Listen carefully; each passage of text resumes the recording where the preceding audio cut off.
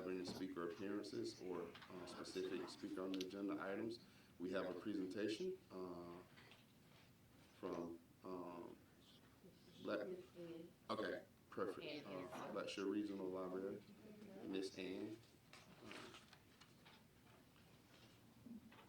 Good morning to you. Good morning.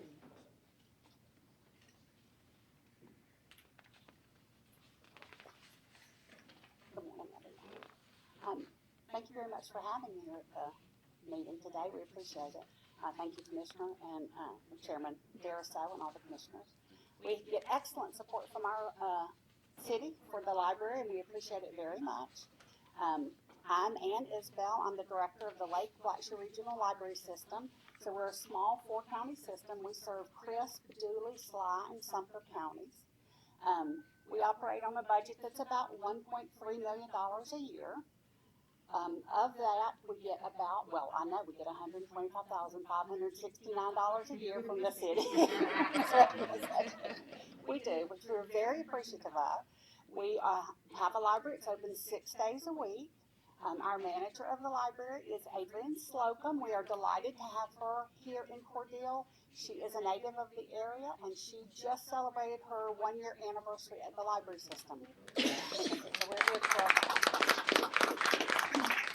We've been very lucky in the library managers we've gotten recently. Her predecessor was a lady named Mary Mills. She had a degree in library science. She was great at the library. Adrienne also has a degree in library science, and we are proud and thrilled to be able to offer that to the city of Cordele, to your citizens. As I said, the library is open 6 days a week. We are open Monday through Wednesday from 10 to 6. Thursday and Friday, and I'm looking at Adrienne as I'm saying this to make sure I have it right. Open on Thursday and Friday from 10 to 4, and open on Saturdays from 10 to 2.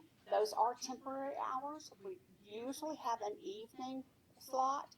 We have had, though, we haven't been up to full staff. We had 2 vacancies until just recently, week before last. We hope to add that our evening hours, so we are aware of that. We receive about 52% of our money from our local funding agencies. So we have 11 funding agencies locally, and we receive about 48% from the state through grants from the legislature. So I wasn't exactly sure what you wanted to hear, so I thought I'd just give you an update on what was available at your library, because it's been a while since anybody's spoken to you, I believe. So the current library was opened on the 11th of, on the 1st of November in 1903. It was added to in about 1985 is when they got the big addition to the right. It is funded completely by the city. I'm sure you all know that. I guess in the early 1990s when there was the concern about duplication of services is when it split. So we do offer, of course, I'd like to say books. Yes, people still read books. Yes, we still buy books. Adrienne buys she buys about $1,200 to $1,500 worth of books every month. So we like to keep new, current things in your library. We have books. We also now have free e-books, free e-audio books, free e-magazines. We have access to hundreds of thousands of titles through our those programs. It's free to use. You have to have a library card to log in, but once you have a library card and you register to use the service, you actually don't have to keep going back to the library. You can do it all from home, just like your Kindle. I'm very pleased with that. We offer a lot of business type services. So we do a lot of things like remote printing. If you're at home and your printer runs out of ink, you can send your print jobs to the library, go by the library, they'll print it out and you can pay and pick it up. We do charge for a few services that we need to recover funds for. Faxing, which we do, we have to charge for that. We charge to scan. We charge for copies, but we try to keep the cost very low. We, of course, have free internet access. We have free Wi-Fi access, and we are about to add to the library system 94 hot spots that could be checked out to our patrons in the community, and they could use them. We do know that's not a complete solution for a home that doesn't have internet, but as a stopgap measure, to see if the service works in your area, we can provide something that would help you with that. We have free Chromebooks that can be checked out. We just got 134 new Chromebooks, so we are in the process of getting them into the collection, and Adrian will get a portion of those for the citizens in Crisp County. We have a tremendous number of passes. Some are actual passes where it's free to do something, like we have free at Zoo Atlanta passes that would send 4 people to the zoo.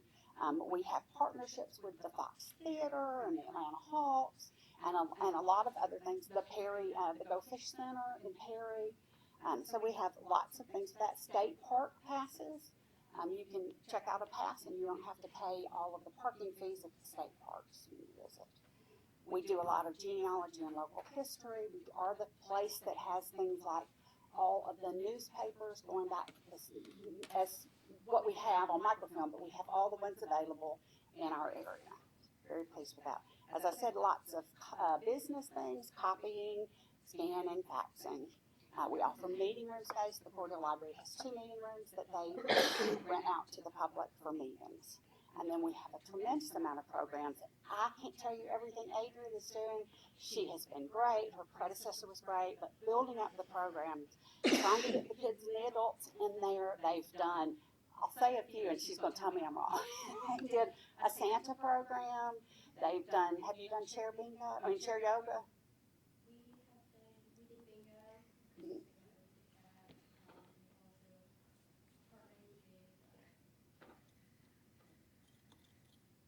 Partnered with Human Services to bring free resources for them to, like blood pressure or COVID tests or anything like that to the community.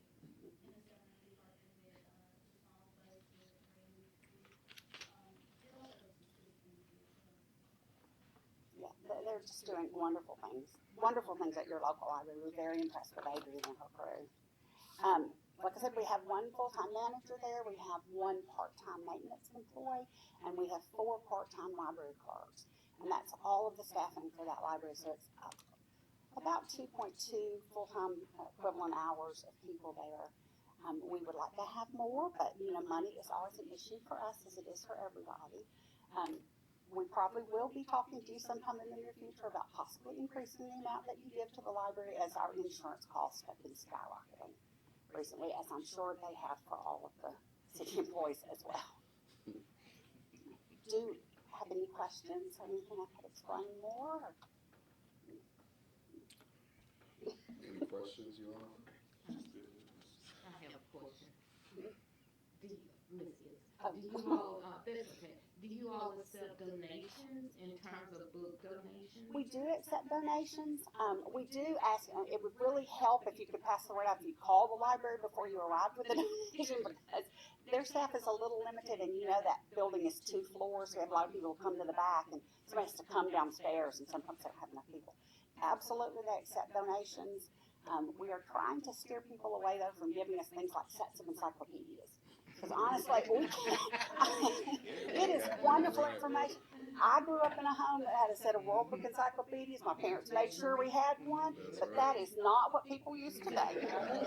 Just saying. But yes, we do accept donations. And, is there a, I guess a foundation part to the library, like Friends of the Library? We had a friends group. They have pretty much disbanded.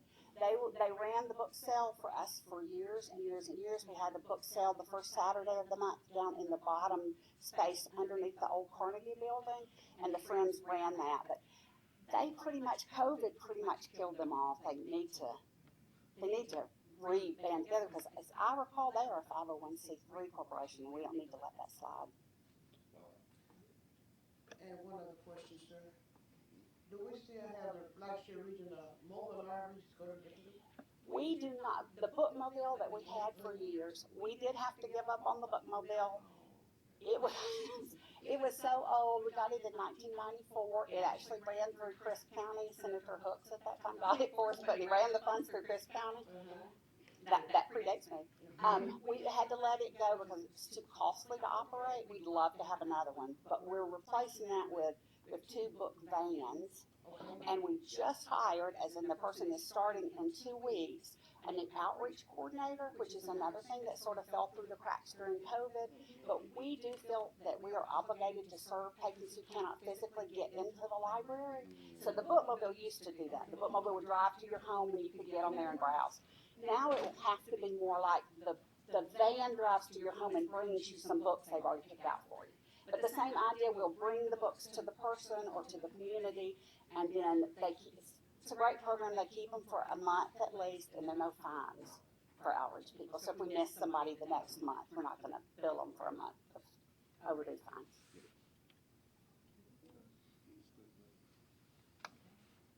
Anything else? Thank you very much. And we are looking forward to, I believe it's Jerome Deal got appointed, is that correct? That's correct. And we are looking forward to having him on the board, so thank you, Dave. Thank you so much. All right, thank you for coming to see us and informing us. Thank you, and we'd love to come back, so let us know. I'll put encyclopedias back. Yeah, please don't. Please don't. They're really heavy, honestly, nobody even wants them to look pretty on the shelf. Thank you.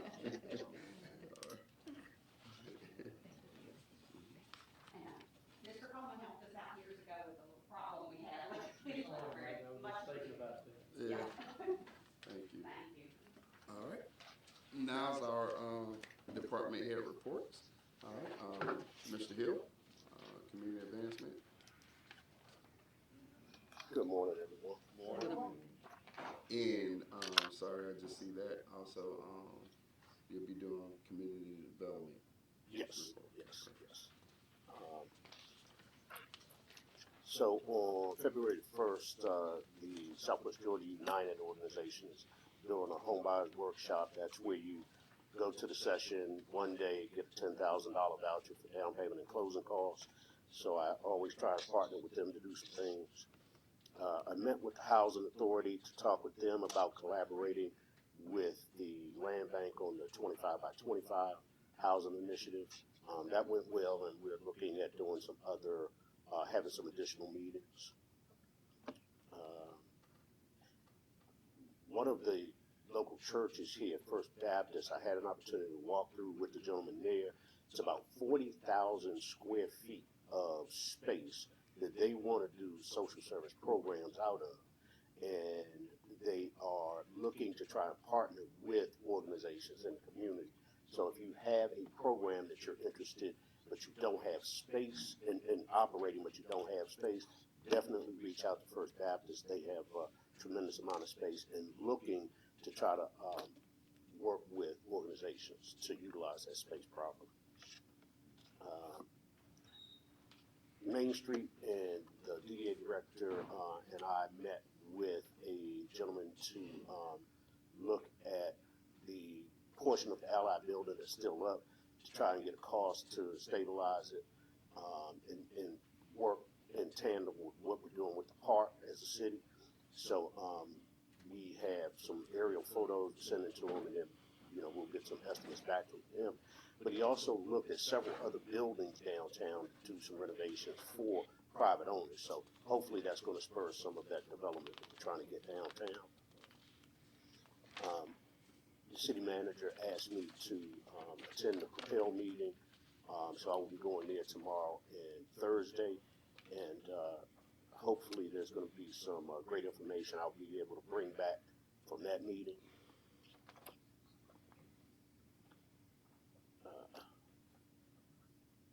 I created binders now that I oversee the committees for the revolving loan fund, the planning commission, BZNA, and historic preservation. I'm trying to create a binder for each one of these so that anybody that comes in to the front desk or comes to meet with me, we'll be able to give them that information all in one fell swoop and be able to identify the days of the meetings for the whole year instead of trying to figure it out every month. What's the new meeting? Create that yearly schedule, that annual schedule, and then also, certain ones have to be published in the paper. Some have signs out, some don't, so that there's clarity and definitive lines as to what we need to do and be able to operate these meetings effectively. I have a Zoom call with the Center for Community Progress with the Codes Department. There was a scholarship that they were offering, and because we were too small of a community, we were not eligible. But I don't take no very easily, so I called her back and said, find out why. And she, verified that no, we could not. But then she opted to meet with myself and Keith Lodge on the phone to talk about some of the programs that the Center for Community Progress does, and helping and actually meeting with Chief and Keith in their department. So, that's something that we didn't have to pay for, that these guys are very good at doing. I met with the IT consultant and Brett, and we are working together on a couple of ideas. We toss ideas back and forth all the time, so that's a great opportunity to work with him. I think he's going to be a great asset for us. And we talked about that workforce program I asked about when they first started, so he and I'll collaborate on some things there. I completed the revolving loan fund semi-annual report, submitted that to Ms. Redding for her review. So that's taken care of. I attended the last public hearing, or the public hearing on the 29th, just to be aware of this House bill and be able to share information with people that I come in contact with. The other thing is I attended the job fair over at Chris County School with the HR department. It was fantastic. A lot of youth were interested in the things that we had to say and that David was presenting. And then want to talk about rescheduling the orchard for another review so that we can either proceed with them or let them know at least where we're going to go with the orchard. For the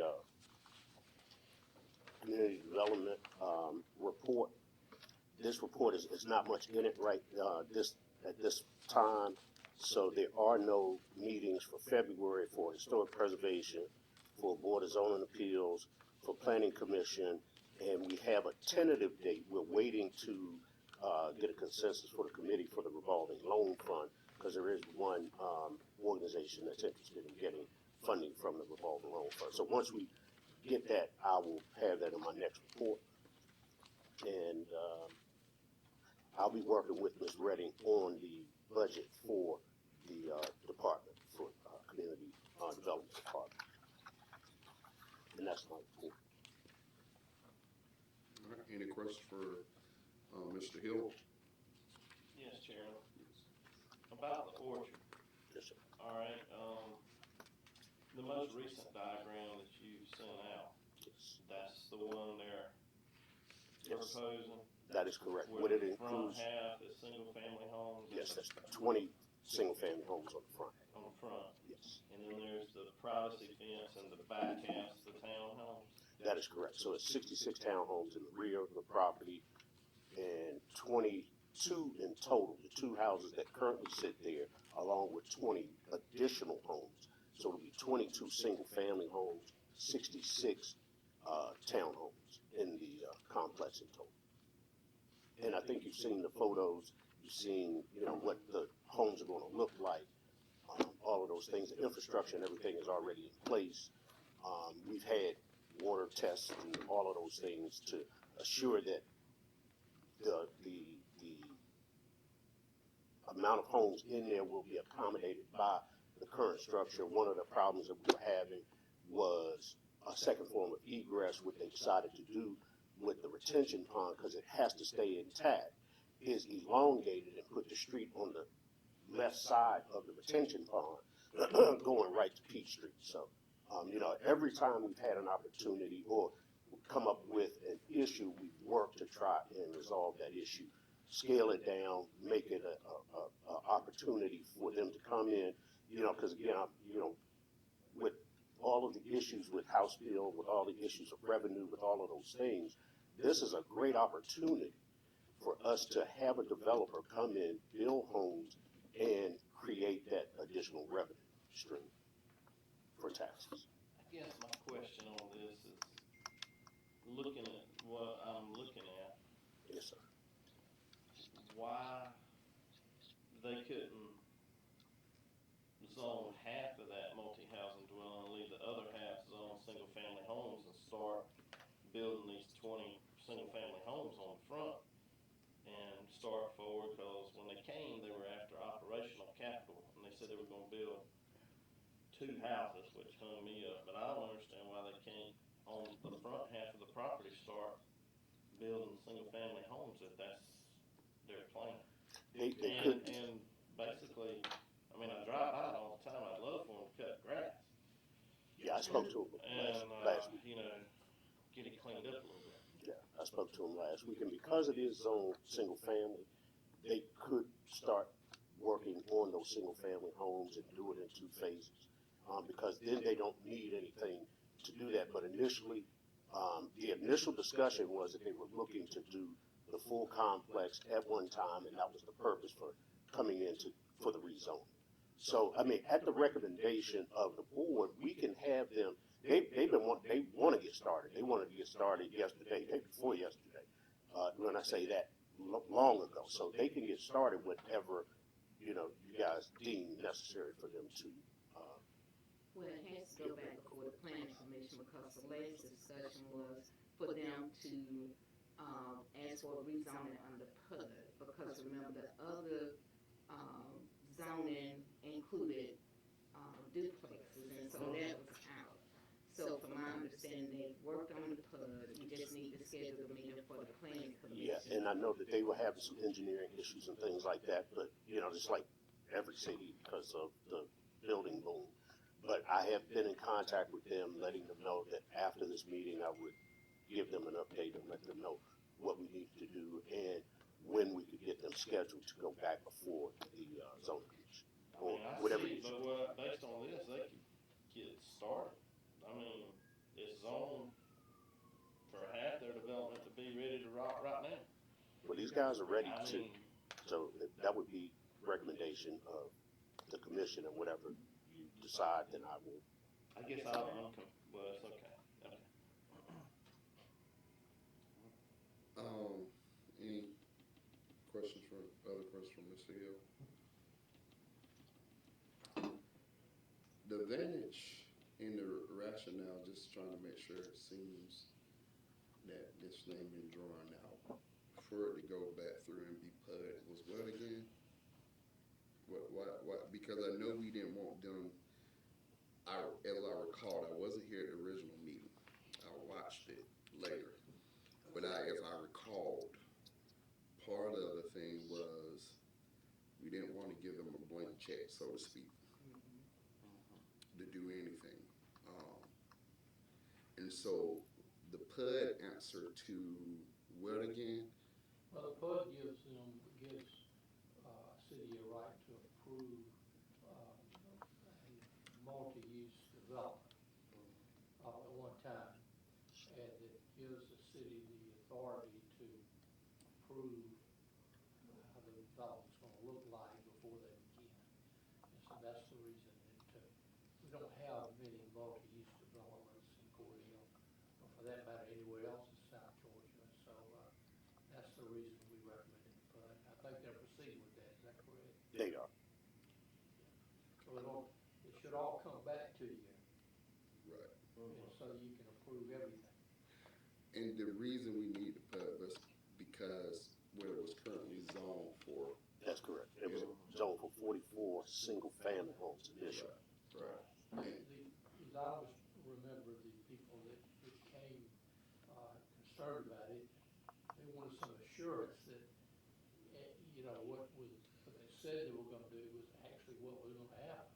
Right. And if we just rezoned part of it, let's say, I can't remember the numbers, but R4. okay, Yes, sir. then that would open it up to not only what they were saying they were gonna do, but other things too. That's right.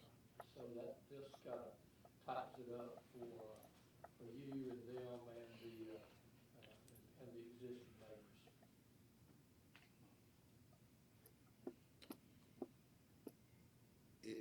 seems that so without the PUD, let me put it this way, what can they do? In R4, there were duplexes, single-family townhouses, apartments, a mix of housing units.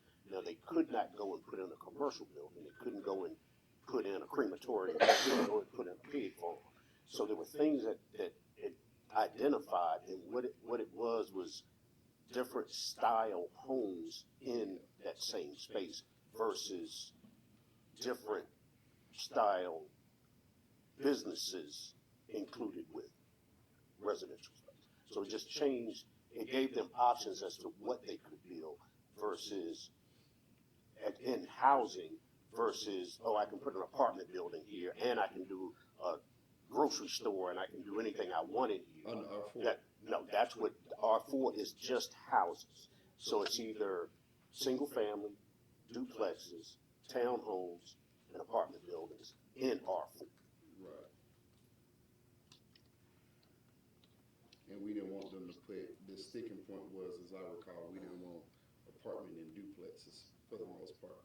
And so that caused us wanting to go back and do the PUD. To go back and PUD, that's correct. There is some expense to them, but yes, for them to bring all that to the table. With the infrastructure and everything already being there, they basically have to go back and lay all that out for you. Gotcha. You know, and so, you know, it's a tremendous expense to them to go get somebody to do a study to show what's already in the ground. Okay. So we just put PUD in place so we can control basically what they can do and approve it. Yes, so what you see in front of you is what they have to do. That's right. Okay. Got it. And I know one of the concerns was if they had R4, if they sold it off, then you would give that to somebody else, but all you have to do is put a rescission clause in that says, if you sell it, it goes back to the original anyway, so that's not necessarily a sticking point. So, you know, like I said, you tell me what you need to do, I'll relay it to them, and we'll get them scheduled for sitting in front of who they need to sit in front of. Okay. I don't have any more questions. Interesting.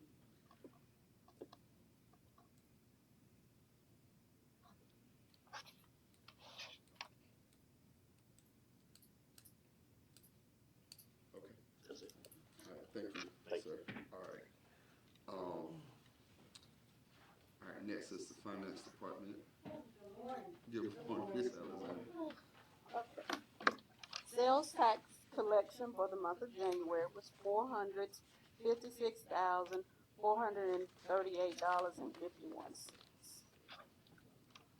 That's all I have.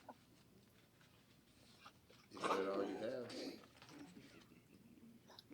Is that all you have? Any questions from Ms. Alexander? No question on that, congratulations. That's Thank what you. I thought. I'm like, what else? Thank you. Pressure's on, man. I'm joking. Congratulations. Yeah, thank you. Fire department, good morning, sir.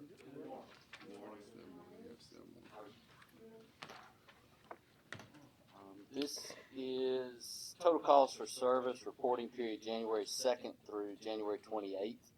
We had 76 total calls for service, 4 smoke scares, 1 grass fire. We had 39 medical calls, 5 motor vehicle accidents, 1 vehicle fire, 2 structure fires, 11 false alarms, 1 gas spill, 5 electrical emergencies, 7 sprinkler alarms. A lot of that was due to the cold weather.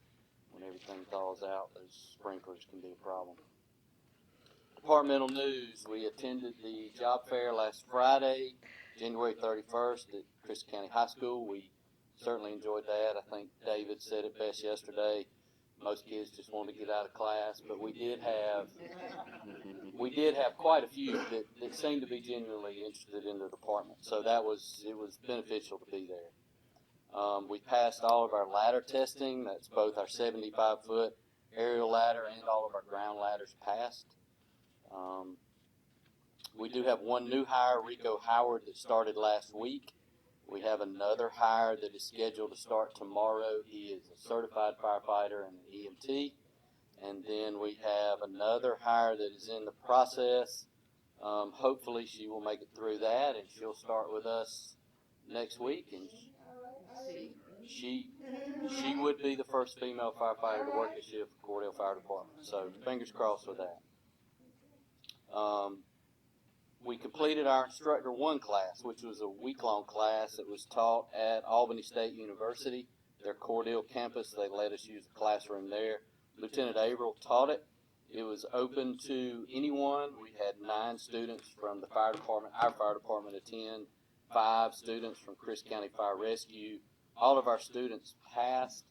And why that's important, number one, is we didn't have to send 9 students to Forsyth. It saves us some money to do that. But also I included our career ladder. I don't know if y'all have ever seen our career ladder.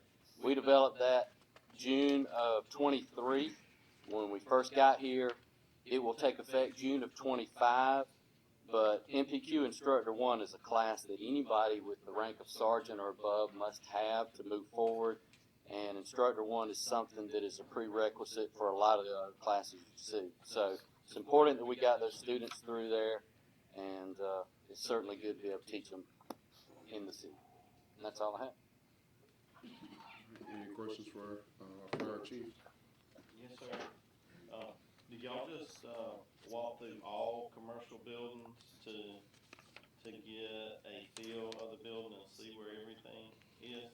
We, every year, go through every single commercial building. We look at water supply. We look at just a general outlay of the building. We look at electrical cutoffs. We look at gas cutoffs. Anything that at 2 o'clock in the morning may help us with familiarization if we have to work a structure prior to that structure. Yes. I know y'all came to my establishment and walked through, and I really appreciate that. So y'all are more versed with everything. I just wanted the public to know that y'all do that. Correct. And y'all are going over and above to be prepared if a fire does occur. To have yourself familiarized with these buildings. Yes, sir. No, we've been a couple times. Yeah, we said they've been doing it for years. Yep. But Part of a the lot job. of people know they do it. Right. All right, any other comments, questions for our fire chief? Thank you. Sir. All right. Good morning to you, Mr. Wade, HR. Commissioners, good morning. Chief Alligator covered about 2/3 of my report, so we have to wrap it up here early. First of all, I don't know who put the visual up there, but I do appreciate that. I want to say thanks to Maurice, Rick, and Chief Alligator, along with members of the fire department, for attending the job there at Chris County High School. We had the largest contingency there, and we enjoyed ourselves. Had lots of great kids come around asking good questions, so looking forward to entering into our workforce soon. The entire month of January, we held our open enrollment period. That was leading up to the February the 1st renewal of our medical insurance. So we are now in the 2025 plan year. And as you recall, we had a pass-through renewal on that policy with no increase for this year, which is kind of unheard of. Chief Alligator mentioned had firefighter candidates that we've extended conditional job offers to. One has met the condition and began work on January the 16th. The second is slated for tomorrow. And then lastly, we have a third in the vetting process. We should have a start date on that candidate soon, and that will have the fire department full. We've also had some in-house promotions, as you're aware of, in addition to our finance department. We have moved an assistant superintendent in the street department to superintendent to fill the vacancy there while Mr. Mercer is acting as our public works director. Our chief municipal court clerk has retired. We have posted that position in-house and also promoted Nancy Crook to the deputy chief position. So we're looking for, to the chief's position. So we're now looking for a deputy chief. We get tongue-tied up here with our chiefs and deputy chiefs. And then with the retirement of Rita Bass, we have started searching for an administrative assistant in the community development department, and we have temporarily filled that role with a temp employee that we've outsourced with.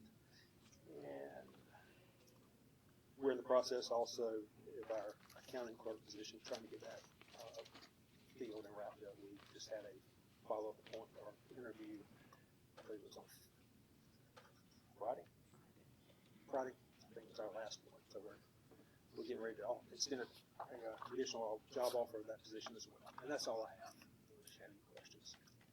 Any questions for HR? I do have a question about, and it's a me thing, clarifying about the benefits, and I understand the way that it goes with so elected officials' benefits are health, life, and dental only, That's correct. exclusion of vision. That's correct. Okay. And the rationale was made because, and I know that probably predates you, but why is that the case? Okay. The major group that you're speaking of, major group medical insurance, the dental insurance, the life insurance, those are oftentimes considered an incentive and compensation for elected officials as well. And with those plans, there are eligibility requirements that be met, things like minimum working hours. Right. So we have to set a separate classification for you guys that like don't work 20 hours a week or 40 hours a week. Right. And it's because insurance carriers recognize that this is an important process of getting you to run for these positions to be elected. And also, it's also considered a need. We need medical insurance. We need the dental insurance. We need life insurance. The supplemental policies are more wants. They're not afforded the luxury of setting up a second class. Sounds bad. Second classification of employee. Because these are more wants. Like vision coverage. I just had to purchase a pair of glasses myself the other day. After my insurance, my portion was close to $700 because of some specialized lenses and things. Right. The surgery to that, though, prior to that, was $36,000. That was a need, whereas those glasses were more of a want. And it's the same way with the supplemental policies. Disability, it's not necessarily a need. It's more a want to help secure your paycheck. But they're not given the same luxury as those group medical plans. All right. Now, if this is something that this board wanted, I could check with the broker to see what's available if we could provide it. I just don't know if we can work around those eligibility requirements that those policies have. Right. No, it was just interesting because, and I understand that's way above. That's just what the industry does. I would disagree with that because my goal is not to die charity. So I don't know if I need life. And I keep my own life. Yeah, but what I'm saying to you, I think part of expectation, looking at it like, and that is right. I always say with my driving and how I travel, anything can happen. I'm grateful. That God gives me traveling grace and mercy. However, again, it's an industry thing, not an us thing. I definitely don't agree with that. Life is something that's, I think you should take care of that yourself versus if you're on a benefit plan. Vision is something that you don't know when you will need either, just as we age. But again, I understand that's not. I do want to make it clear on the vision. If you have a major medical issue with vision, our medical insurance covers that. Right. Our vision coverage only covers like eyeglasses, contacts. Right. If you have detached retinas, macular degeneration, any of those conditions, medical insurance covers that. Yeah. I know the gamut of the eye thing with my mom. Yeah. I thank you for explaining that. Yes, sir. Yeah. Thank you. All right. Hey, Nancy. Municipal Court, how are you doing? Good. Good morning. Okay. For the month of January, we had a total of 276 traffic cases, 11 criminal cases, for a total of 287. We issued 4 bench warrants. We ordered 35 license suspensions. With our cash bonds, fines, probation, restitution, and web payments was $52,977.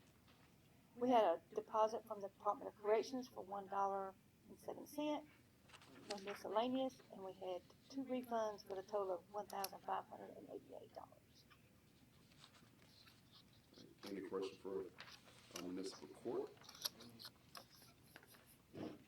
Again, Congratulations on your Thank you. promotion. good. I think I love this promotion. Thank you. Somebody that knows and been here, and if we don't have Jackie, we, I had the best work teacher. hand in hand. Exactly, I had the best teacher. exactly. And so, I'm just happy. And she's always just a phone call away. There you go. Oh, I know. I walked past them doors. A lot of times, if you ain't in your office, you were hers, and she ain't in hers. So Yep, and she's always just a phone call away. there you go. And Mr. Chairman, she is not a crook. Thank you. Yeah. Thank you so much, Nancy. I will enjoy seeing your face up here now. All right.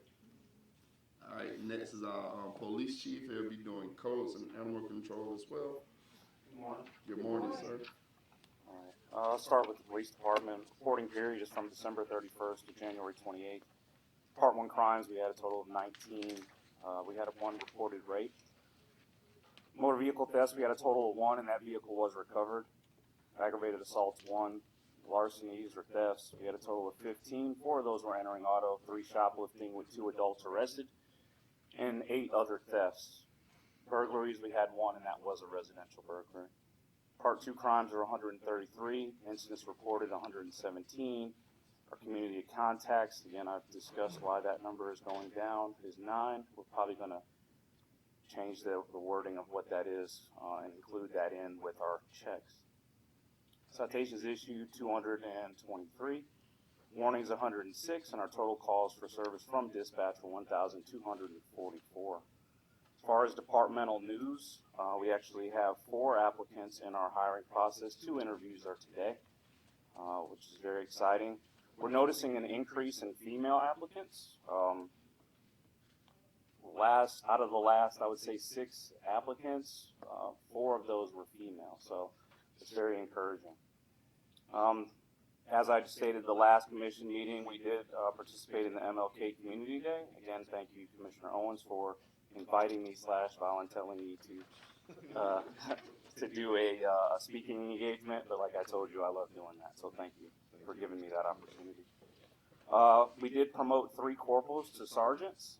They went through a pretty rigorous process. That was something that we enacted. We looked at doing an oral portion as well as a written portion in the promotions, and all of them did very well. And they scored above the minimum requirements, so they were promoted. So we're very excited for that. Yesterday we started our corporal assessments, or we did our corporal assessments. They have very much the same process, different set of questions, different set of expectations, because they will be, future field training officers within our department. So they also had an oral as well as a written portion. And right now everything's being compiled, and we'll be announcing those soon. Very soon we hope to have a promotion ceremony to include the sergeants and any corporals that get promoted. So stay tuned for that. I will let everybody know. That's all I have for the police department. Any questions for the police department report? Chief, I am beginning to receive a lot of, not a lot, let me not speak in the screen word exaggeration. I'm beginning to get some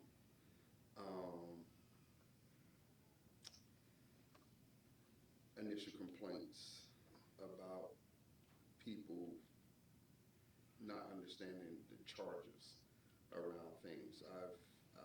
My travel the last 2 weeks and really before that, and I say that because I know there are at least 6 or 7 people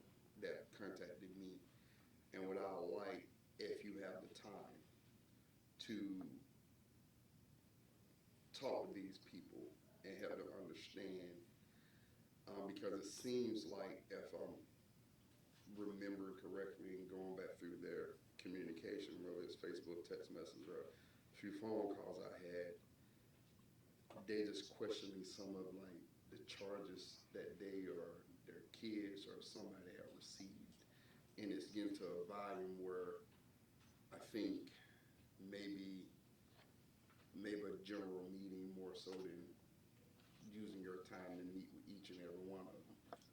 And I know you probably say, but it seems like the concerns are similar. And When you so, say kids, I don't mean to cut you off. Do you mean juveniles, actual juveniles, or do you mean adults that just happen to be Both. their children? Both. Because when it comes to disclosing and discussing different things regarding a case, right. there's certain information that can and can't be released. And I do recall something that did come across my desk about a complaint or an issue as far as somebody trying to understand or inquire about a case, and there was certain information that obviously with the person being an adult that we cannot go into. But juveniles are different, but I'd be more than willing, I'm always willing to discuss and talk and sit down and try to explain things. So I pull them together and understand their concerns before I'm just letting you know before I get there, but I pull and filter Sure, I the understand. ones out that are like, I can be like, no, that is not necessarily the case, and not waste the time or what have you and everything. But it just was coming in to the point where I'm like, okay, where's this coming from? Mm-hmm. And I wonder if it came all from a few incidents that we had. There was like groups, disorderlies and things like that. I'm just curious. That was recent. I had to go back because one of my travels I didn't have service at all, and stuff started coming in after I got service again, and basically I have to get and look at it and synthesize the information, so to speak, and figure it out before I bring you. I was just letting you know why I have you here today. Sure. Yeah. I also want to use this opportunity just to kind of let everybody know about our complaint process. Our complaint process is we're transparent. The first step usually in the complaint process is coming to the police department. You can either fill out an actual form, we can fill it out for you, or you can just talk about it. We like to get it in writing so we can track every step of everything, and then have sign-offs so that it made sure that it goes through the channels, so to speak. But normally that process, if you have an issue with like patrol, it would go to the patrol commander first. We give them an opportunity to handle and look at and view and review different things that go on with each department. And then after that, then it comes to my desk. Everything ultimately comes through my desk anyway. So, but that's normally how our complaint process works. So definitely you're encouraged if there's any issue, we would love to hear them. That's how we improve. That is all. I'll move to codes. Same reporting period. Actually, I think it's one day less. The 27th, January 27th. Abandoned vehicles, we had a total of 3. And again, these are just open cases, new cases that were started within that reporting period. Inspections were 2. Tampering with utilities and property, we actually had 1. Unsafe, structures, 2. 35, junk, weed. That seems to be the majority of our focus there. And then other. I was asked about what other entails. Other does entail like follow-ups, parking violations, loitering, which we were very active with loitering as far as in the codes division this past reporting period, as well as just general checks. It's kind of like a catch-all. What we're trying to do, or what I want to do for the next report, is to kind of, I guess, go into more detail of other. So if we're getting a lot of parking issues, then we don't need to put that in the other. If it's kind of a constant thing that we're receiving, we just put it in its own category and leave it at that. But obviously there's going to be some things that they do on a daily basis, which we track, that do kind of fall into that, like they don't fall into a specific category. So that's basically what it is. As far as departmental news, when it comes to codes, like I was kind of saying, they're dealing a lot with loitering. Kind of the police department as well as codes is working together on this, is we have received complaints about people loitering in business areas. And so what they're working on is getting a list of businesses, like a letter that they all agree on that they don't want loitering in that area. the way the law is written is we kind of need the owners of these establishments to say they don't want this on their property. So if we can get a list, and that's what they're working on, of owners that do say that, that way we can help enforce it a little bit better. So that's what they're doing, and they've worked really hard on that, and so that's going very well. So we have responded to that issue that had come up. That's all I have with codes. I did include with codes the yearly report for 2024. I wasn't able to include it last time with the other yearly totals, so I did make sure to put it on there. As you can see it, I won't go over it, but it's there for you. And then nothing has really changed when it comes to the numbers that we keep listing for you all. Still waiting on certain, as far as jobs pending, the Christian Homes was brought up in our meeting, and I'm still waiting on that as well. So that's all I have for codes. All right. Any questions for codes? I do have a concern. I'm sorry, and I'll try to be less questionable and going forward with all the reports. And I don't want to. And maybe I should have asked this to the police. I mean, not the fire chief when he was here, but between codes and the fire chief. So when I come here to this building, there's a number of cars that are parked in front of the building or behind the building. I brought this up several times, and I get it, but if we're going to enforce the laws in the community, we also have to enforce them same laws around City Hall. And there are parking spaces out there.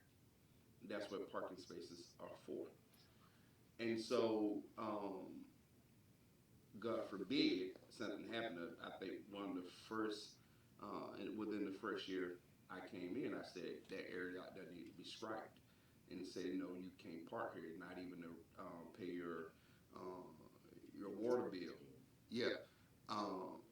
Now I do get we have elderly people, and that they need to have access to the building more up front, or what have you, and things. But it's a growing concern of mine because honestly, we don't supposed to be doing that. Everywhere I've been, those areas are striped off and saying you can't park because you don't. Once you come in here, you don't know how long that line is going to be. You can be in and out really quick, but then again, you also may not be out really quick. And I see very able-bodied people parking there all the time. And if an elderly person do need to have that, then they don't have access to it because, and I've seen people park there who I know if I came up here and had a meeting or when I used to come and sign checks, they'll still be there when I leave.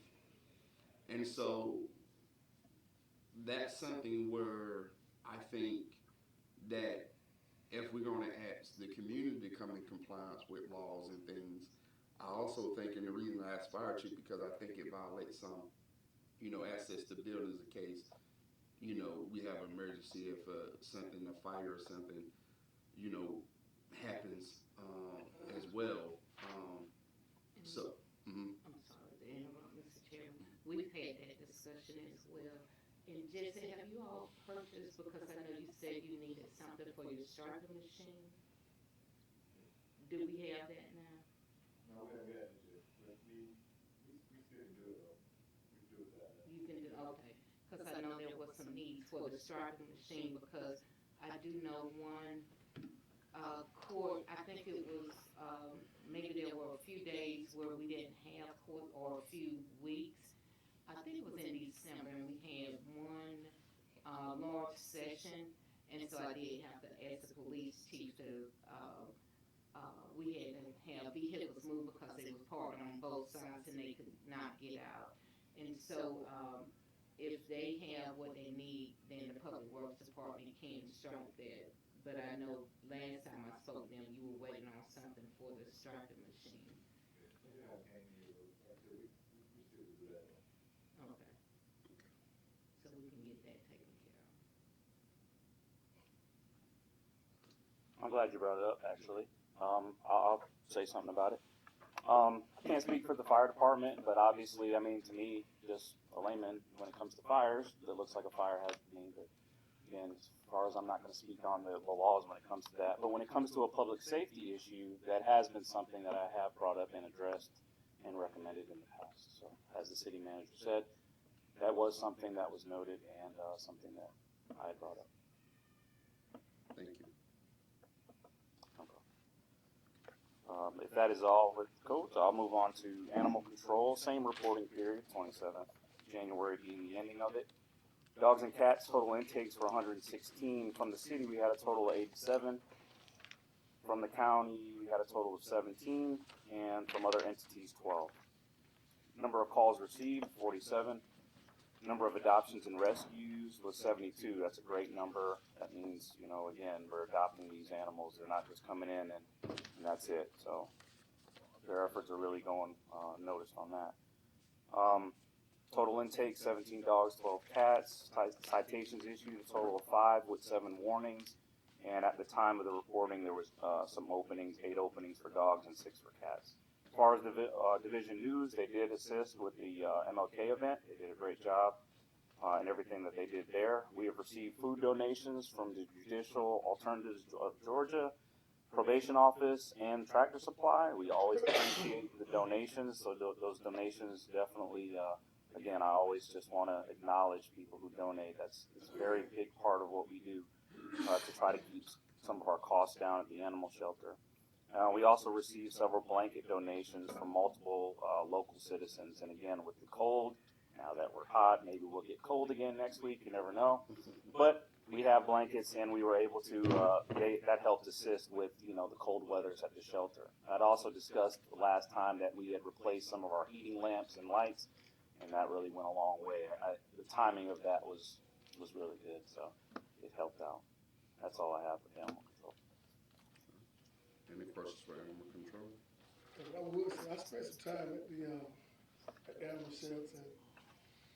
Some pretty decent, some nice looking dogs out there. For anybody that's looking for a dog and want to echo what the chief said, got a few extra dollars and you don't know what to do with it, buy a bag of dog food or some cat food and drop it off out there because I've seen the photos of animals coming in about the size of this microphone and they leave, I leave my side.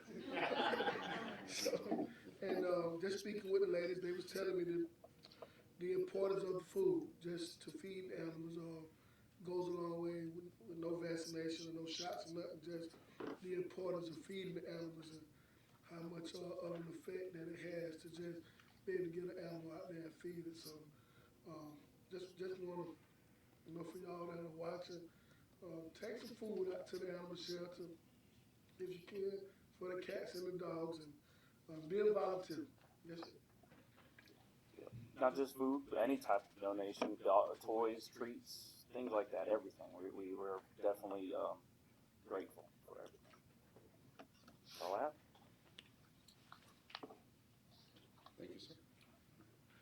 All right. Next is Public Works. How you doing, sir? Public Works?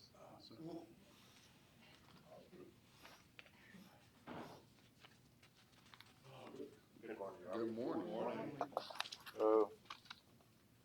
All we got is, we still got the, RG, the Holy Pond, that's still going on. And, we got we cutting the alleys back, Cemetery Pond. And we also got the new side cutter. We still cutting ditches with that.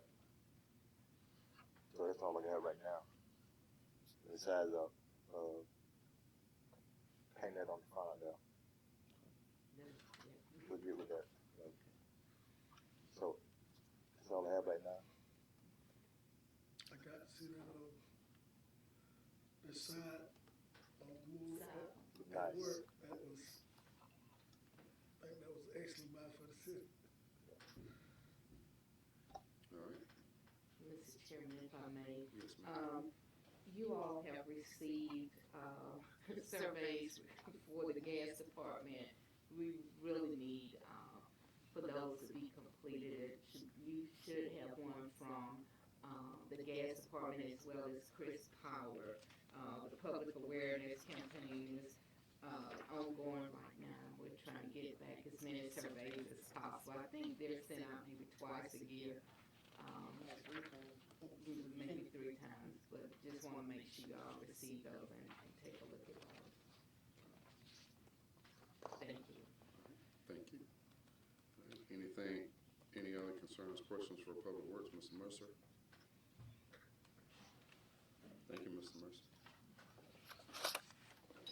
Next, we have our social media and marketing manager. Morning, Honorable Chairman, members of the City Commission, City Manager Redding, thank you so much for letting me speak to you for just a minute. My report is in your packet. I am excited to tell you that your website is complete. The reveal meeting will be on Thursday morning at 11 o'clock at the Police Department training room. We're excited to see what Kean Miller and his team have done. Once we complete that, we'll move into training for the super user, producer, and editor categories so that we can take control of that website and edit it as we need to on a timely manner.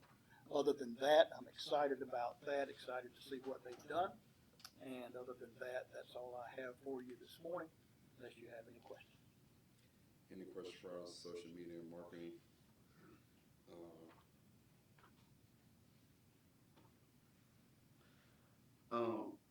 I, looked at the Facebook page and also the newsletters.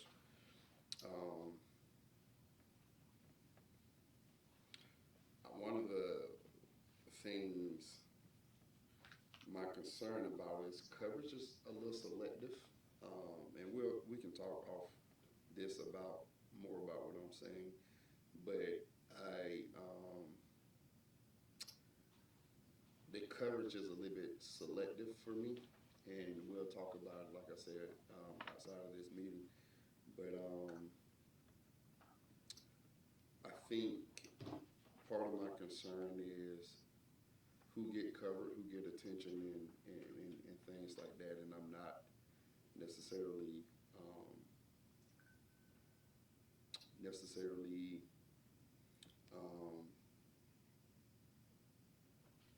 satisfied, I would use, for my interpretation of how that's looking. And so, but we'll talk, probably outside the meeting, because it's more detailed than I want to let you know right now. But yeah, but I don't have anything else. Any other questions, concerns?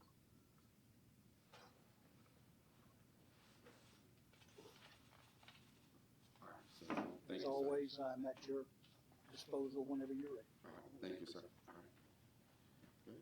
All right, UCNT, Ms. Debbie, good morning. Good morning, everybody. Good morning. I was just gonna fill in all the blanks on my report because there wasn't a whole lot filled in.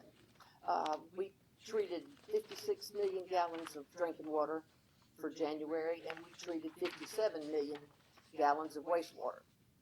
It's pretty good. We had 9 inches of snow, which they say 10 inches of snow equals 1 inch rain.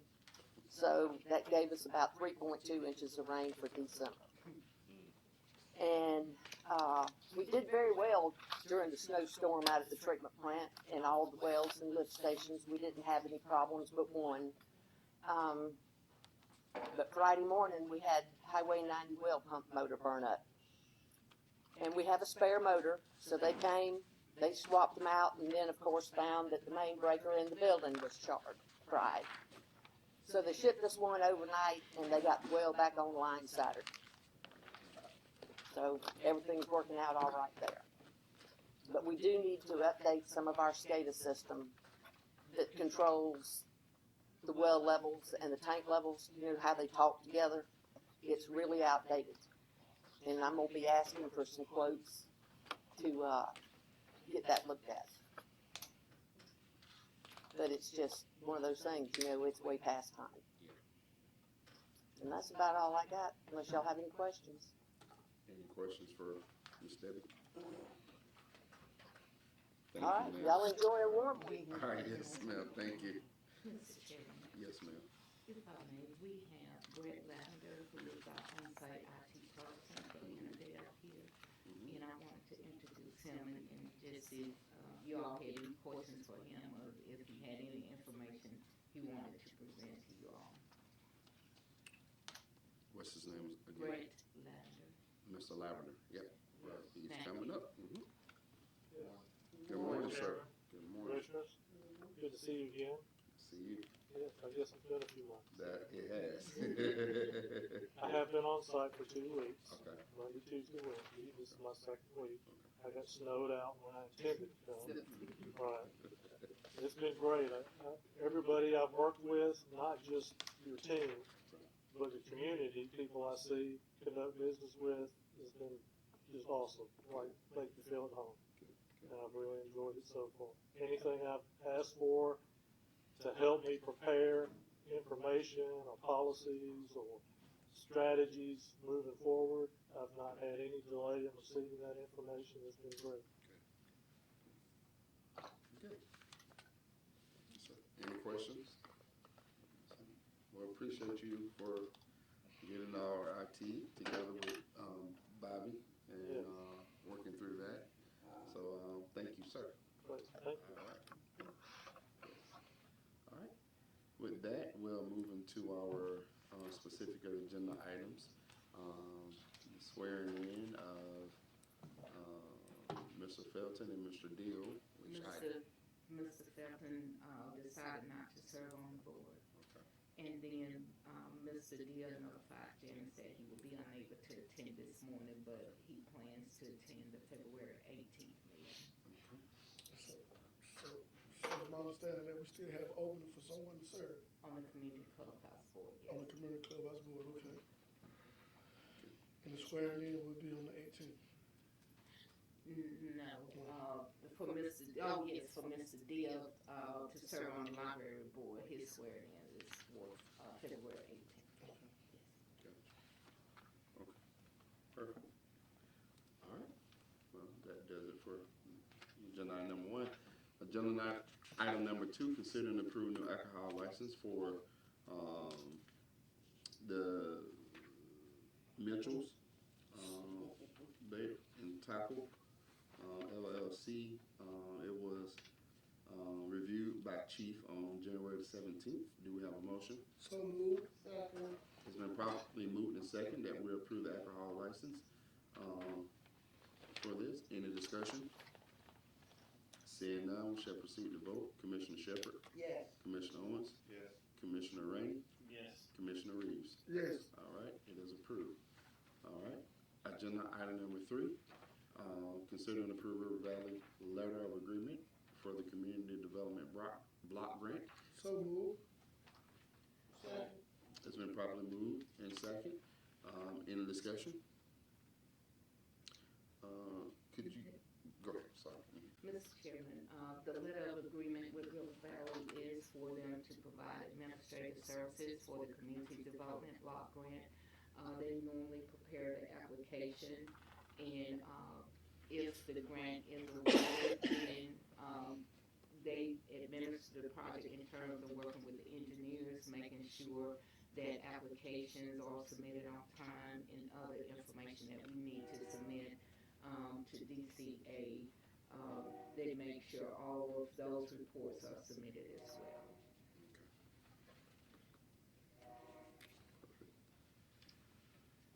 Any other discussion? All right. Seeing none, we shall proceed to vote. Commissioner Rainey? Yes. Commissioner Reeves? Yes. Commissioner Owens? Yes. Commissioner Shepherd? Yes. All right, motion carried is approved.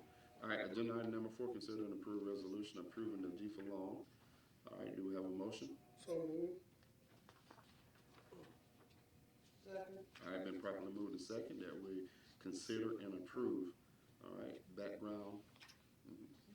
All right, Mr. Chairman and Commissioners, in November, the City Commission approved the GFA loan. However, they would like for the resolution to include or identify the persons who can execute the loan as well as test. And so if you look at the resolution, we now have that language in there with the chairman designated as the person to execute the documents, and Janice and myself listed as the individuals who can attest to all of the loan documents, schedules, promissory note related to the GFA loan.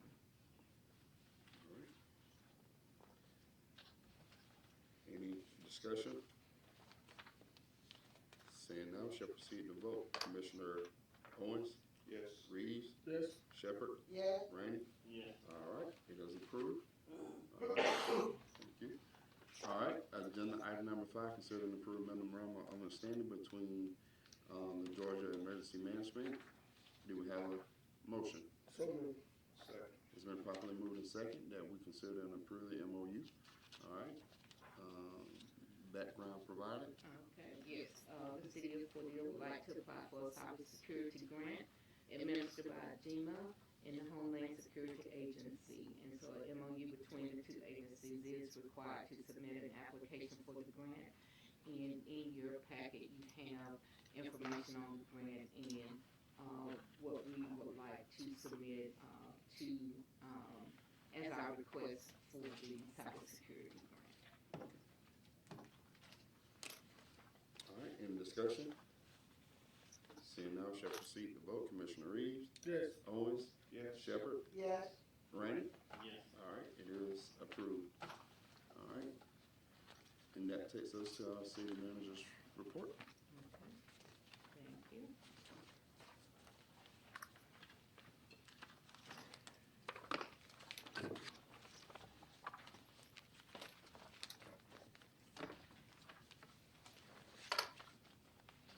City manager's report for February 4th, 2025. I start off with some upcoming events.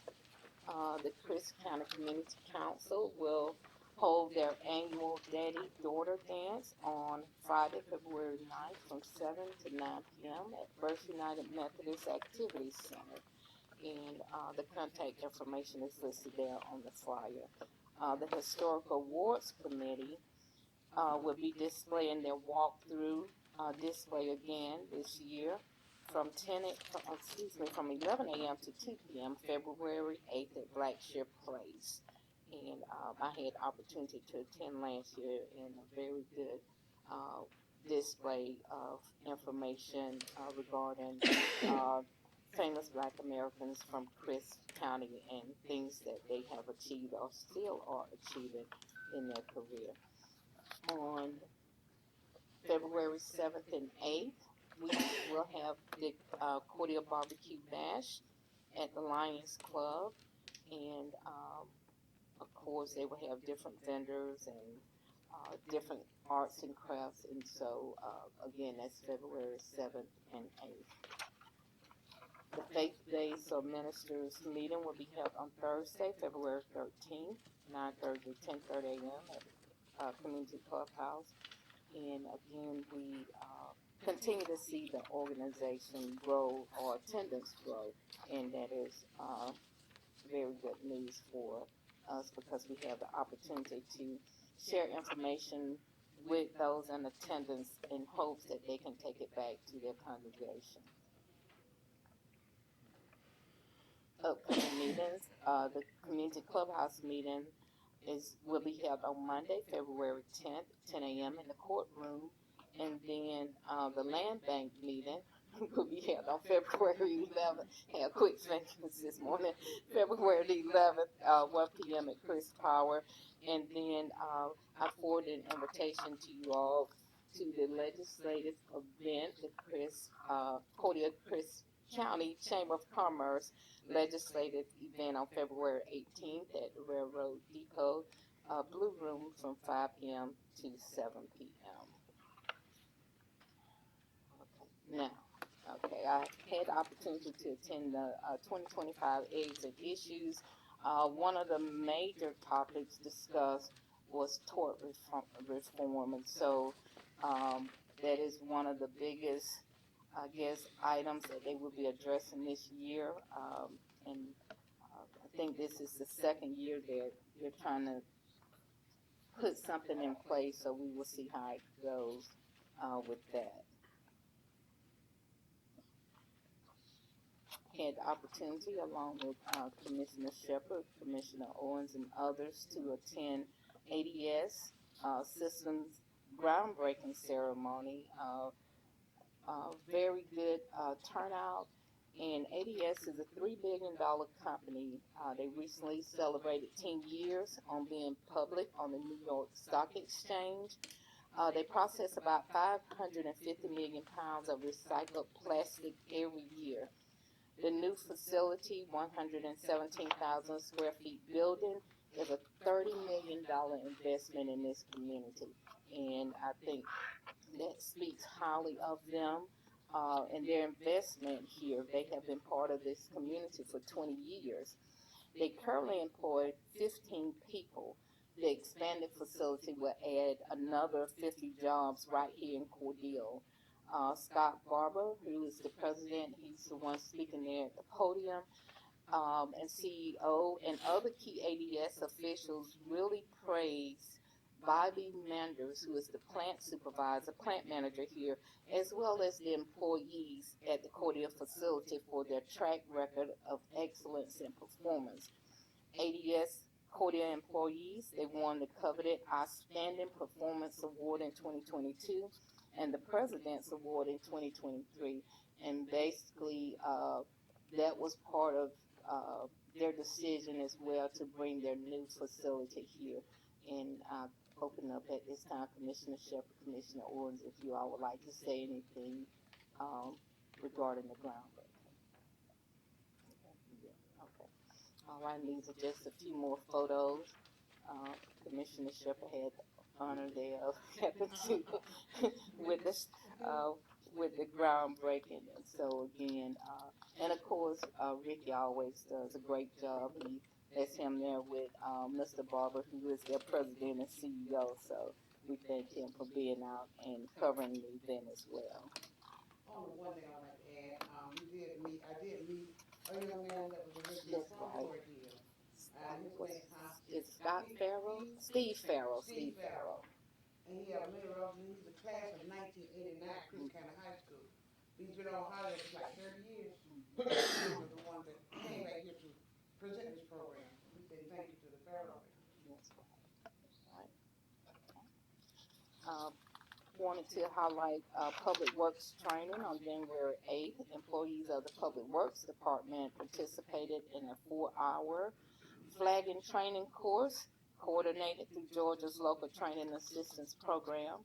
The training aims to ensure the safety of both the workers and drivers around work zones. Tom Bartlett, Senior Compliance Specialist of Pike Consulting Group, taught the employees how to safely and effectively direct traffic, use hand signals and flagging devices, identify dangers, and respond during emergencies. Upon successful completion, the employees receive a certificate that allows them to direct traffic on the state highway system. So, great training there for the Public Works Department. The next financial review will be at the meeting on February 18th.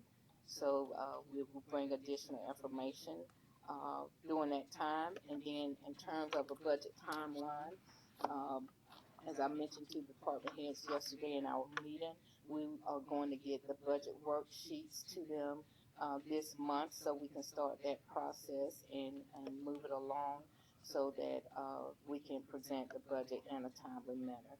Congratulations again to Sonia Alexander, who was promoted to Finance Director, and Nancy Crook, promoted to Municipal Court Clerk. I think they both would do well and looking forward to it. The final hearing for House Bill 581 will be held tonight at 6 p.m. here in the courtroom. Just a few other reminders. The deadline for occupation tax through business license renewal is April 1st, and after April 1st, penalties will accrue on your business license, and then property taxes are due March 6th. So those are some more updates. Recent retirees, Ms. Rita Bass administrative assistant in community development, retired January 17th. And then Irene Cantrell and Jackie Walker retired on Friday, January 31st. And so we wish them well. Next, we have discussion on the CDBG project. You were provided with information on the engineers, but also you were provided with a list. There was a request of previous CDBG projects. You all have those in your packet.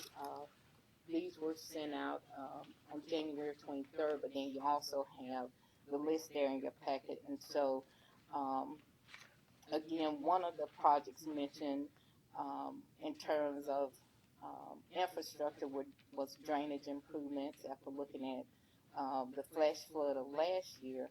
But then again, we just want to make sure that if there are other projects, again, if I remember correctly, River Valley charges a fee, to submit prepare the application for us. So I just wanted to open it up for discussion regarding CDBG, and if drainage improvements is something that we want to move forward with, or if there are other items. If I remember correctly, the application is due in April.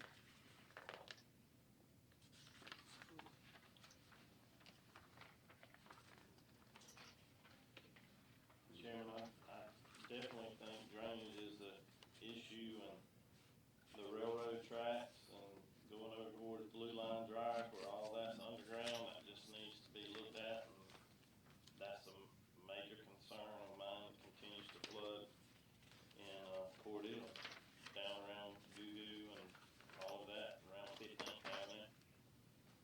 That backs up tremendously right. We had flooding behind the hospital as well. We had to close that street going to the recreation department, as well as some other areas.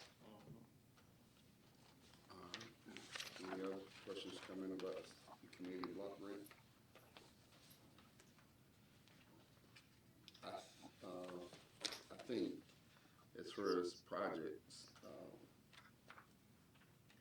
for community block grant, we always going to get infrastructure, have infrastructure needs. Housing is definitely a major concern. We keep hearing that over and over. Where we need some housing initiatives and follow that up with some funds in mining community initiatives also needs to be the focus. I think there's various sources of funding for infrastructure consistently. And not saying that infrastructure is not a part of community improvement, but I think the very essence of the community block grant, the community come first. And if we're not using those funds to improve communities more in a structure, seen way than just an unseen way, meaning what we lay in the grounds and what we take care of that people can't see, which are very important.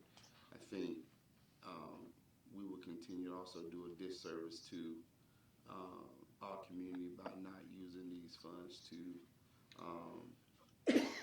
improve communities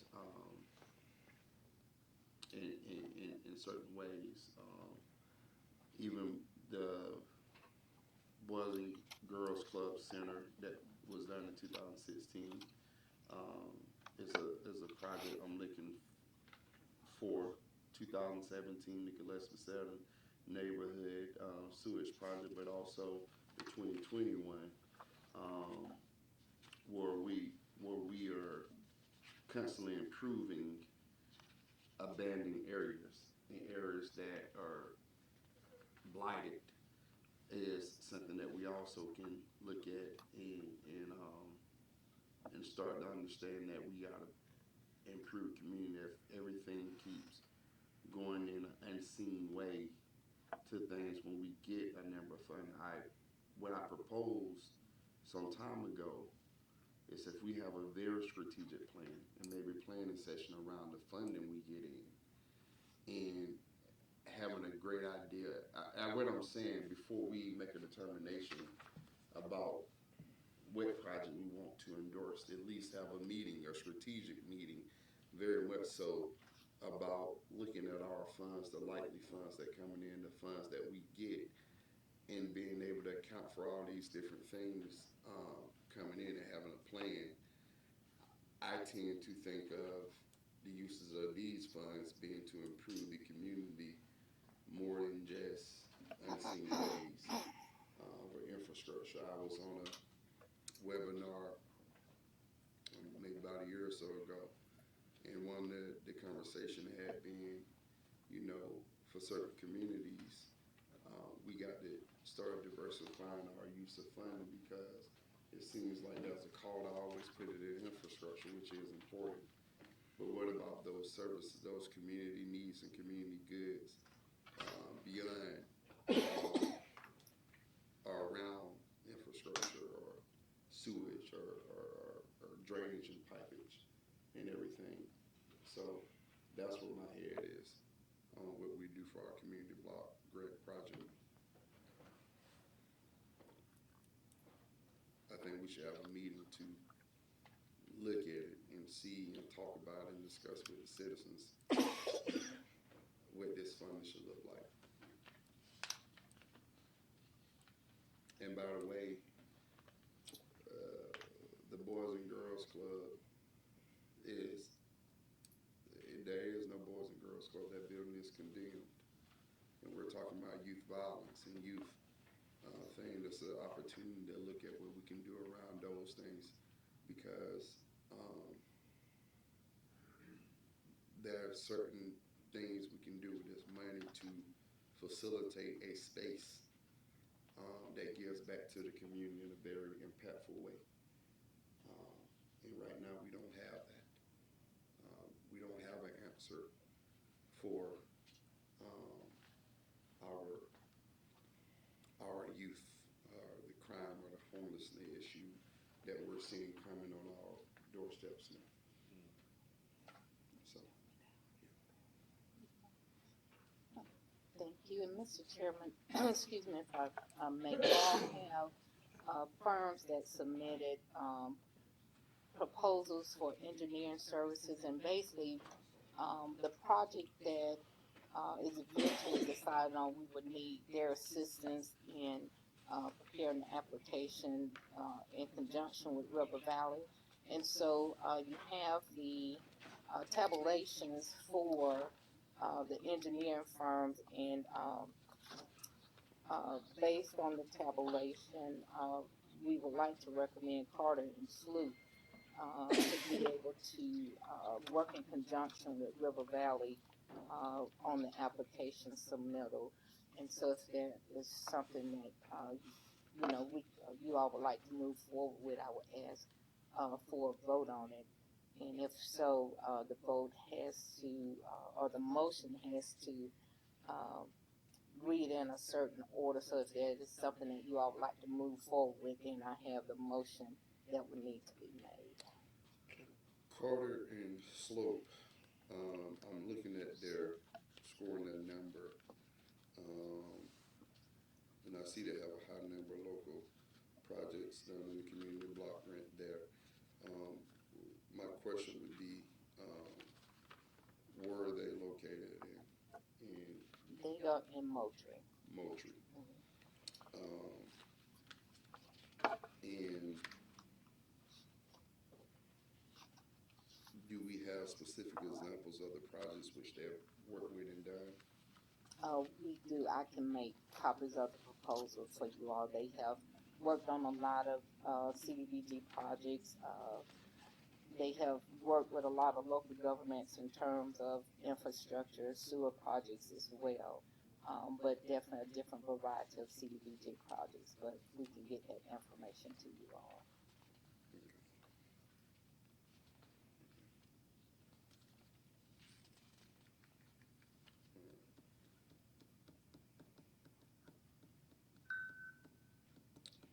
I would like to see the motion. Sorry. Have a motion. You said you had a motion, and we're Oh, yes, because it has to be, the motion would be a motion is made to enter into a contract with Carter and Sloop to provide engineering services for CDBG 2025 if funded. Carter and Sloop will also assist the city with preparing the 2025 CDB application. They were chosen because of their experience with local government, their qualifications, and their experience with CDBG projects. What my question would be, I think it'll be good for us to know what specific projects they have done Okay. on the CBG, sorry, and some other question. Um, No, we, I'm sorry. I know you mentioned scheduling a meeting with citizens, and so we can, work on getting that scheduled, and then I can, send out the list of projects that they worked on. If there's, how you all want to proceed is, have the meeting, look at their projects and then proceed is, basically. Yeah, yeah.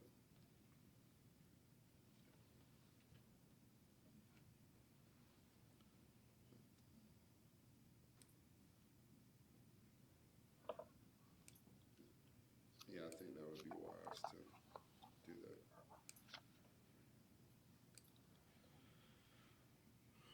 Any other questions?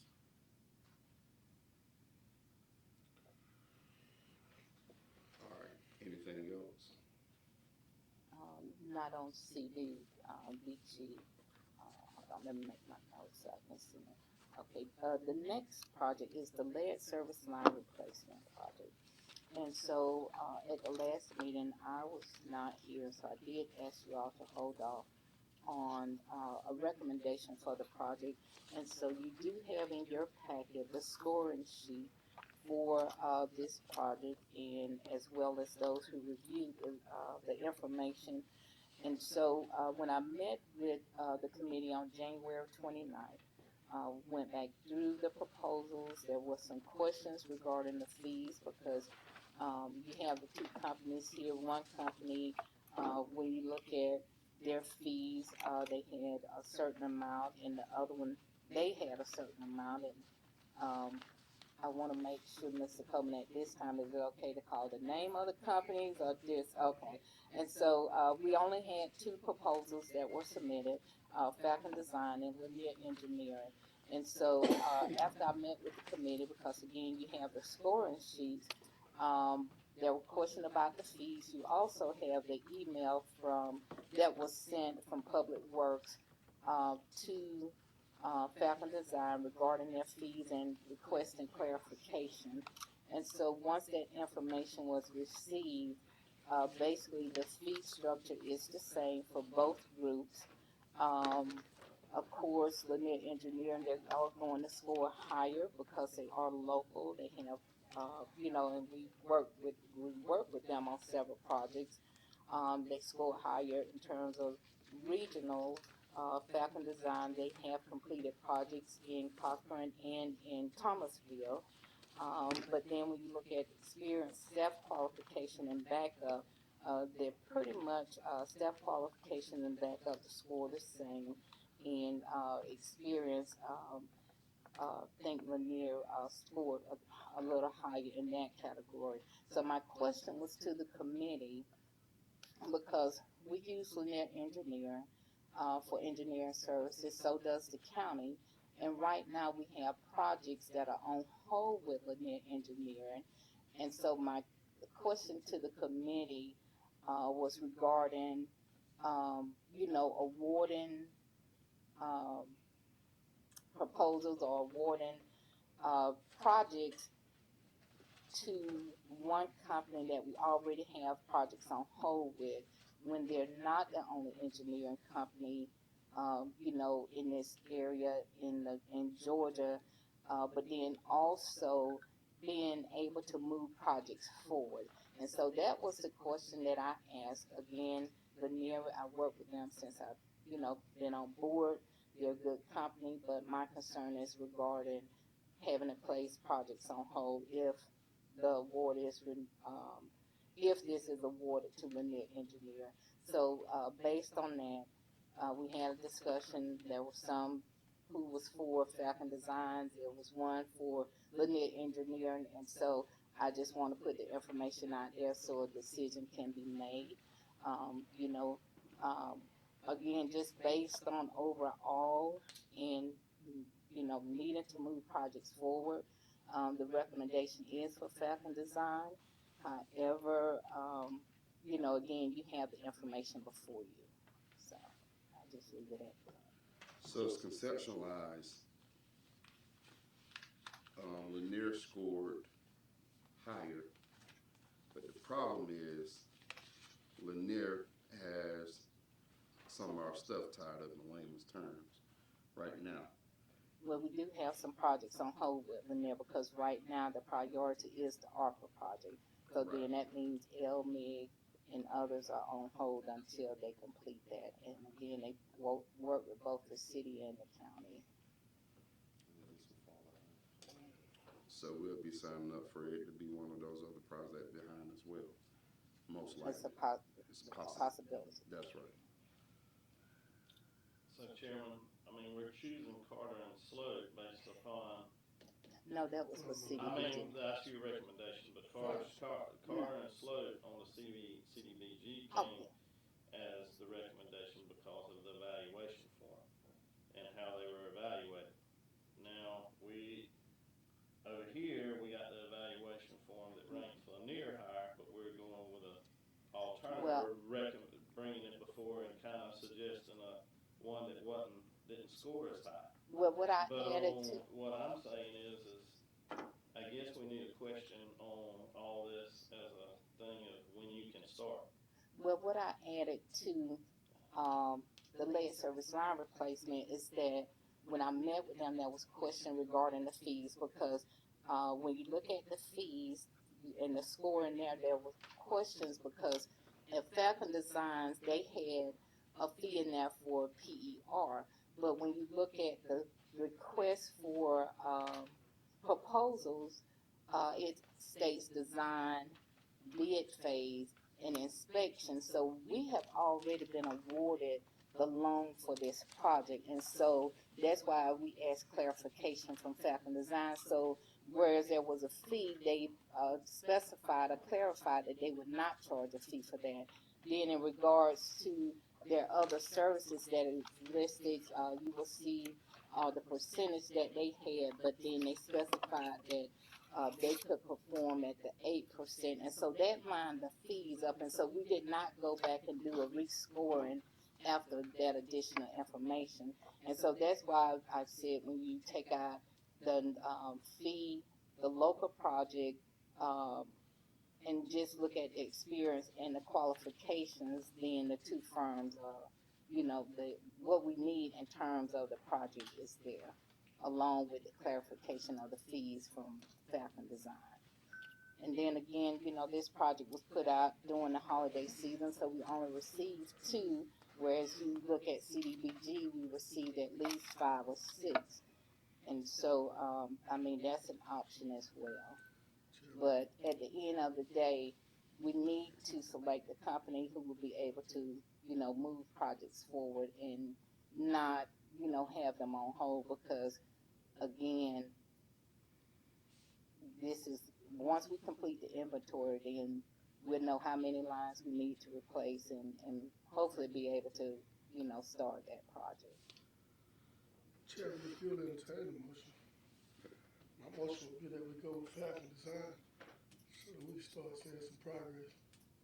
Get some of these things done. All right. It's been properly moved and second that we go with Falcon Design this is our lead one, right? Lead service line. Lead service line.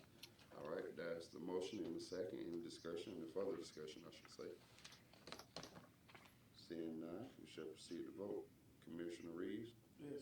Commissioner Owens? Yes. Commissioner Shepherd? Yes. Commissioner Rainey? Nay. All right, it passed with the selection of 3 votes. All right. service line. Okay. And then you have in your packet, the 2025 meetings and events that I attended. Just a reminder that, the city will be closed on Monday, February 17th, 2025 for President's Day, and the offices will reopen on Tuesday, February 18th, 2025 at 8 a.m. And then one final note is that, we have the auditors coming in March, and so hopefully we can, move that along so we can get back on schedule with that as well. Any questions for our city manager? Report. All right, I have a question about our pet projects, so to speak, and that, so, of course, with the fiscal year being halfway through already, the question is, how do we, or how should we, I know we passed the, I forgot what to call it, but we passed a document to agree upon some things and how it should and should not be used, or what have you. As far as initiating it, where should we start in the process? As far as Initiating what now? the $5,000 projects that we was granted in the budget. Okay, that's right, and you all received the award guidelines that Yes. you are aware of, and so to initiate that, basically, you just, reach out and let us know what you're, wanting to do, and then, we can just make sure it's within, the guidelines that you all were provided, and we can start that process. I know Commissioner Shepherd has already reached out, with the project, and I've been in touch with the city attorney because, right, and so she's wanted to make sure that it is something that can be done, which the city attorney has confirmed that it can. There is a process that we have to go through in terms of, and if you don't mind me sharing this, yes. My project is Bethel Cemetery. Bethel Cemetery is the oldest cemetery in the city of Cordele.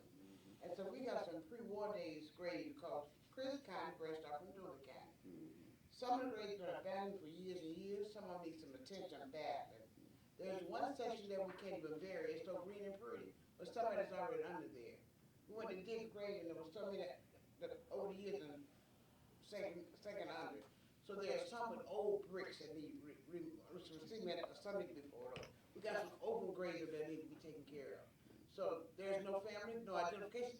Some of them have names on them, so I just want to give it a facelift. And there's a veteran grave there on the front that's broken. I don't know if a tree fell on it or what happened to this grave, but there's one on the front section of the veteran section I need, repaired. And the older veteran section down there needs some attention. So I'm trying to make sure that I'm in order. And I also like on Memorial Day, I would like to do flags for every one of the veterans out there. Memorial Day is for our deceased veterans. So I want to make sure that, we take care of these people that, some of them don't have family anymore in 40 years. So even the grave that's not in the veteran section, if they've been identified as a soldier, I need a flag there as well. And I don't mean these teeny-weeny flags like, I need a nice size flag that can be, presentable. Y'all remember our graveyard policy though? What? 2 items and certain size and. But it's not the grave site, the flag don't come back down, it's not gonna stay up. Okay. It's just a temporary, recognition. Gotcha. Put them up, take them down to the next year, you know what I'm saying? Yep. During the Memorial Day. I'm not gonna leave mine out there, no sir. And then regarding, I reached out to Mr. Coleman regarding the open graves, and basically we would need to go through a process to have those declared. About abandoned cemeteries, abandoned graves. We may by resolution designate those and authorize the city to fix them. If you can find the people who own them, you have to bill them for it, but you can't do that. I mean, these people, what you're telling me, have been long gone. Probably will be impossible to find their families. Just tell the procedure to declare them done. I started that this week, I think we can do this. So you will prepare the resolution Yes, ma'am. for the next We meeting? need to identify where we're gonna put the money, which grave sites, Ken. And, Madam, City Manager, I'd like to meet with somebody in the cemetery park division to go out there with me to help me identify these, the spot, so I make sure I got all of them, it's a big area out there, but I know they're all over the place. Thank you all. Thank you, ma'am. Mr. Chairman, did that answer your question? It did. Thank you. And if you all don't have anything to do with your sponsoring, your district, I can use that, but I use it. I was gonna ask the same thing. For my project, you lose it or use it. Yeah, if you don't use it, if you don't want to use Yeah, yours, we're in just go ahead. January I got now. nowhere to put it in Well, there. February, really. Huh? We're in February, so. Yeah, So that's what I'm saying now. yeah. That's why I brought it up, guys. Like, If you don't have, I understand we also use like, there's a area there where there's a crack hot spot, we don't have the finance for, we can use, but there's a little patching area. I mean, I have a reason I'm trying to figure out what we can do with it. And the Dutch Cemetery can probably use all five, everybody's fine, because years ago I asked a question about how can we improve this cemetery, and it sort of died, you know what I'm saying? we got living people need the money too. I'm not as sensitive. I'm not as sensitive to your call. I believe it is dignity and taking care of the dead. That's what the living needs some money too.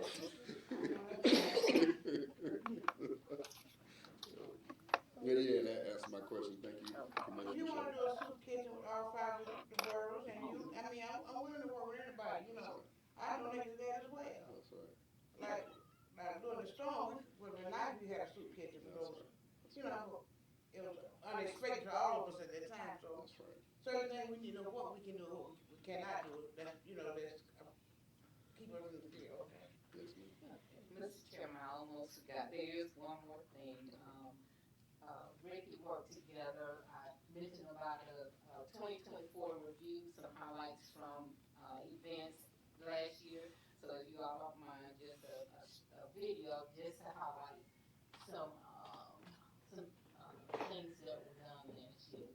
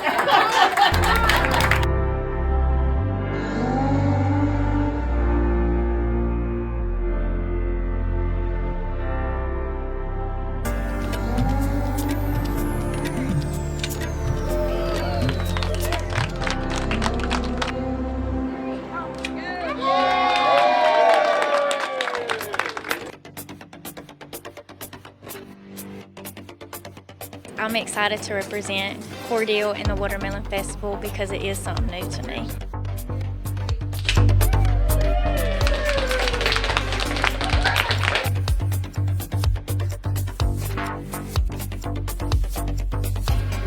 One, two, three.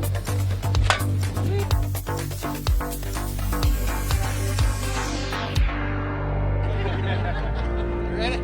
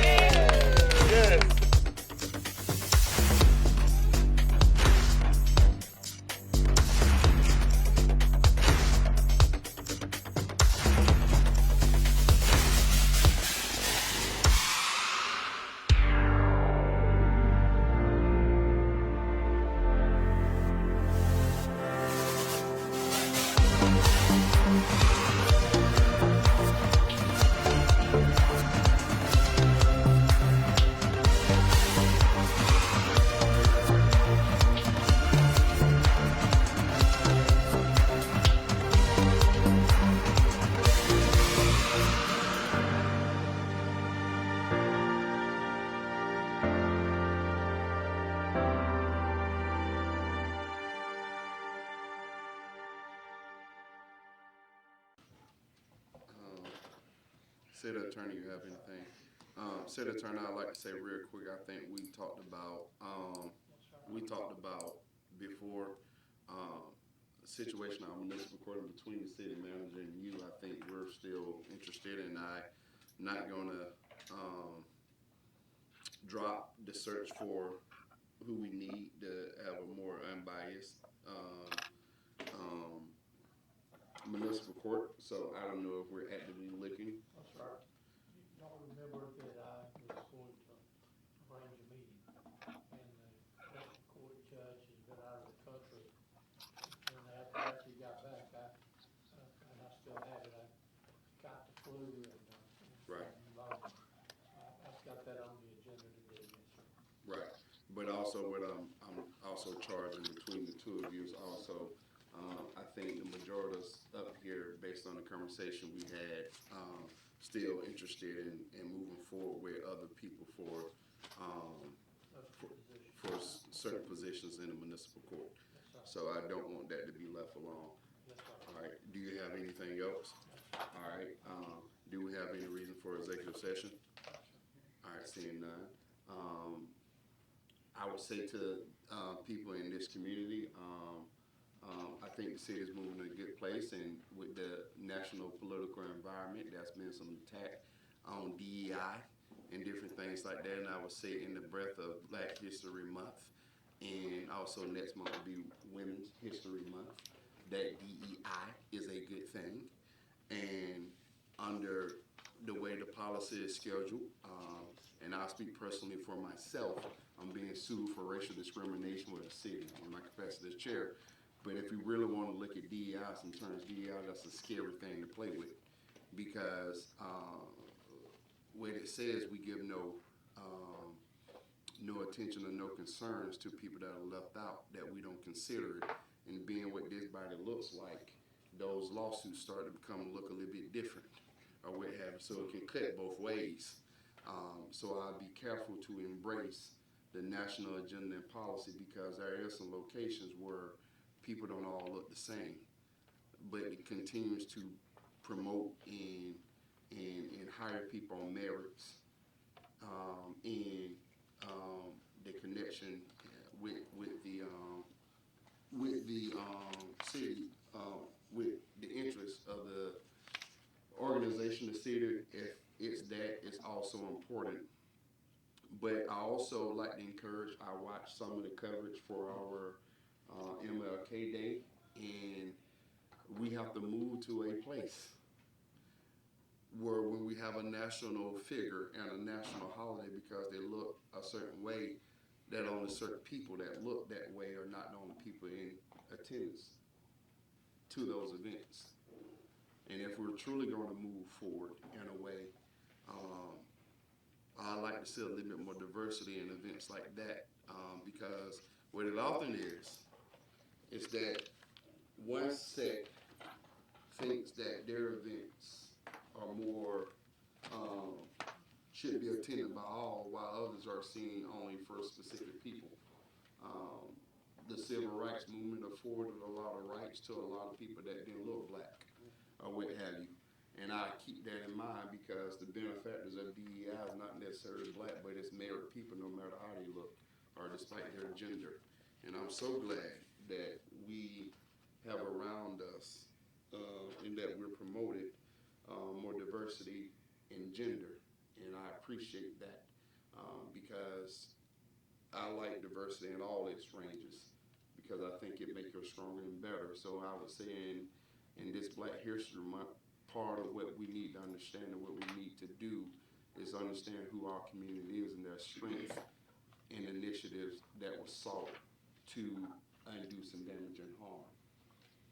And so I appreciate you all, but moving forward and honoring Black history is part of understanding that Black history is American history and that there was some contributions made, great contributions made, despite the obstacles that were in the way. And we don't need to forget that given the national climate right now. So I appreciate y'all. Anything else from commissioners? All right. Hey, thank you. All right. Echo the words of the chairman. Thank you, sir. And I think it was you that asked people to attend that, no matter what side of town or where they were, event. So I appreciate you. All right. Do we have a motion for adjournment? Motion to adjourn. Second. It's been properly moved and second that we're adjourned this meeting at 12:15. All right. All in favor, let it be known by voice vote aye. Aye. All right. Motion carries.